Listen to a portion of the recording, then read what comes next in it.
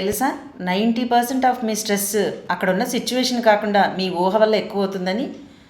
Simple example చెప్పనా? Night 11 తర్వాత ఎప్పుడైనా కాల్ వచ్చిందనుకోండి, ఏమనుకుంటాం, బాబోయ్ ఎవరికైనా ఏమన్నా అయిపోయిందేమో అని.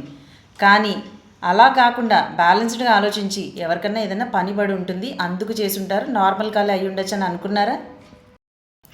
చాలా వరకు యాంగ్జైటీ అక్కడున్న సిచ్యువేషన్ వల్ల రాదు, దానికి అటాచ్ అయ్యి ఉన్న మీ థాట్ వల్ల వస్తుంది.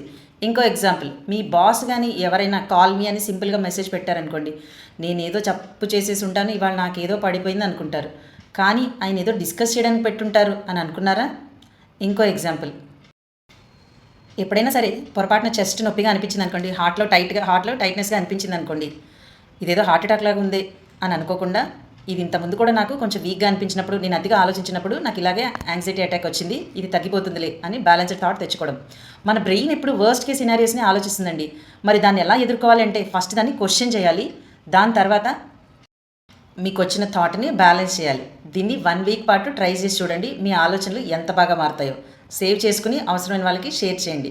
Thank you. Follow for more psychological updates.